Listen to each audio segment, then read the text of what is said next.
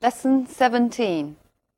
The longest suspension bridge in the world. In this text, we'll talk about the longest bridge in the world. Now first, listen to the text, and then answer this question. How is the bridge supported? 大桥是怎么支撑的？ Verrazzano, an Italian about whom little is known, sailed into New York Harbor in 1524 and named it Aggiulemi. He described it as a very agreeable situation located within two small hills, in the midst of which flowed a great river. Though Verrazzano is by no means considered to be a great explorer, his name will probably remain immortal.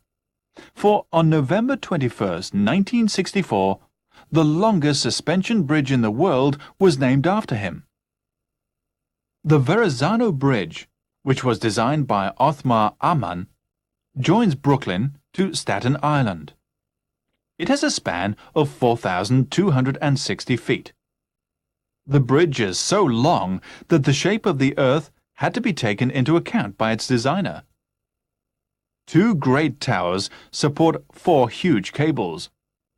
The towers are built on immense underwater platforms made of steel and concrete. The platforms extend to a depth of over 100 feet under the sea. These alone took 16 months to build. Above the surface of the water, the towers rise to a height of nearly 700 feet. They support the cables from which the bridge has been suspended. Each of the four cables contains 26,108 lengths of wire. It has been estimated that if the bridge were packed with cars, it would still only be carrying a third of its total capacity. However, size and strength are not the only important things about this bridge. Despite its immensity, it is both simple and elegant, fulfilling its designer's dream to create an enormous object drawn as faintly as possible. Okay, now can you answer this question? How is the bridge supported? Right. Two great towers support four huge cables, from which the bridge is suspended. 两座巨塔支撑着四根粗大的钢缆，钢缆呢又悬挂着大桥。这篇课文向读者介绍的是世界上最长的吊桥，所以它在风格上力求叙述清晰，在内容上呢着重突出的是桥的规模。我们再来看一下课文的结构。第一段先向我们讲的是这个桥的名字的来历。第二段呢，先向我们交代了一些基本事实，就是桥的 designer、location、span and the difficulty of designing， 然后才详细叙述桥的构造。这个呢是从 tower 到 cable， 再到 platform， 最后呢回到设计者，以这个桥实现了设计者的梦想来做结尾。Right. Now we'll look at the language points. He named it Angoulême. Name 在这里做动词，把它取名为什么？课文后边呢 ，name 作为动词又出现了一次。The longest suspension bridge was named after him. 这里 name after 是以它来命名的意思。我们再来看两个例子。We name our son Bill. 我们给我们的儿子起名字叫 Bill。而这句中 Bill was named after his grandfather， 意思就是 Bill 是以他祖父的名字命名的。A very agreeable situation. If we describe a place with agreeable, it means pleasant or comfortable. 适宜的，舒适的。If we describe a person as agreeable, it means easygoing. 形容人呢，就是说随和的。In the midst of means in the middle of, in the middle of a place or a time. 但课文这句话呢是说 in the midst of two hills， 在两座山的中间。Verrazano is by no means considered to be a great explorer. 这里 by no means 就是说绝对不能。By no means 这里的 means 其实是 way 的意思。再比如 means of transport 其实就是交通工具、交通方式。Now look at this example. He is by no means a bad kid. 就是说 he is not at all a bad kid. 那么 by no means 还可以这样表达 He is not a bad kid by any means. And look at this example. May I bring my boyfriend to the party? 我可以回答 by all means means please do. 就请带来吧。如果 by all means 出现在对话当中，对方向你提了一个要求，你如果回答 by all means， 意思就是说没有问题，当然可以。His name will probably remain immortal. Immortal 永生的。这句话当中的意思就是他的名字会流芳百世。它的反义词就是 mortal， 会死的。The bridge joins Brooklyn to Staten Island. Join to 把 Brooklyn 和 Staten Island 连接，相当于 connect to. The shape of the earth. Now please notice the earth here is not the planet Earth, nor the soil, but the land.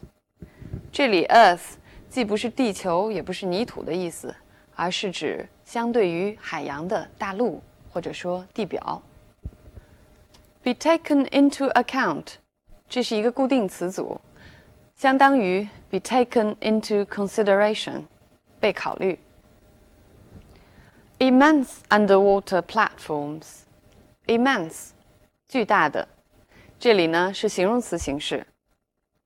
课文后边的一句给我们提供了它的名词形式，是 immensity. They support the cables from which the bridge has been suspended. Suspend from 意思就是 hang from 悬挂着。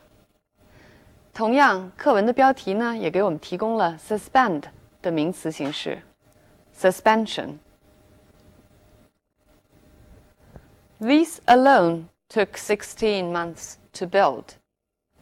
Alone 这里和 only 意思是相同的，单单是这些就花了16个月的时间。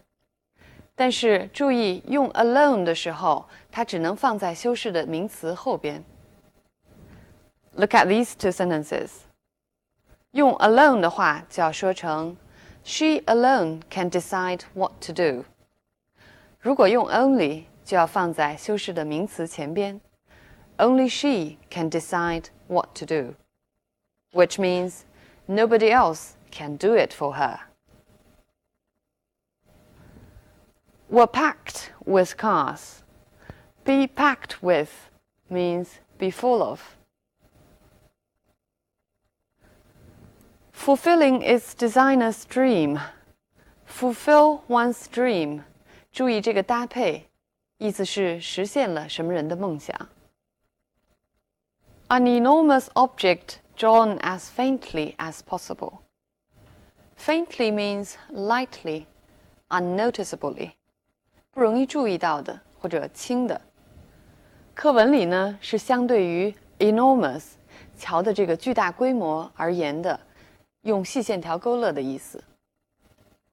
这篇课文为了生动表现桥的巨大规模和它庞大的载重量，尤其注重使用动词和表达度量的名词的搭配，而不是用我们惯常所见的用系动词、be动词再加上表示度量的形容词这种方式。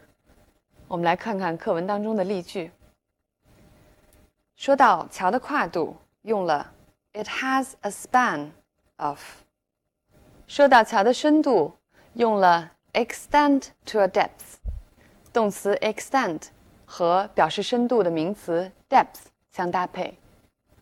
如果按照我们上边说的第二种方式，这句话就会表达成 The platforms are over 100 feet deep under the sea。说到桥的高度呢，也是同样 The towers rise to a height of nearly 700 feet。这句话当然也可以说成 The towers are nearly 700 feet high。讲到长度 Each of the 4 cables contains 26,108 lengths of wire。载重量用 carry 和 capacity 这个名词来搭配。使用动词和表示度量的名词的搭配呢，在文体上就会显得更加正规，叙述口吻也显得更加客观。此外呢，动词本身就表达了一定的力度，这样可以直接的指涉表达度量的意义。Now finally, let's come back from the language to the text itself。最后呢，我们再回过头来看看课文。This text is a description of a bridge. In other words, it's a descriptive essay. Descriptive essay 就是说明文，或者说叙述性的文章。In a descriptive essay, clarity is the most important thing. How to achieve clarity then? 怎么才能做到叙述的清晰呢？ One tip is that you need to be consistent in describing things. 就是说，叙述的方向一定要统一，尤其是在描述一个事物的结构或者位置的时候。No matter which direction you take, you need to follow that direction all the time. 除此之外，一个简要的介绍 A brief overview might be very helpful. 就像课文的第一段所做的那样。但是这种说明文体容易写得枯燥乏味，为了避免这一点呢，我们需要组织一些有趣的材料，借以呢对整篇的文体加以调节。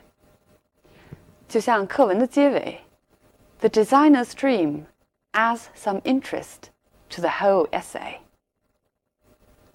All right, so much about descriptive essays. I'll see you next time.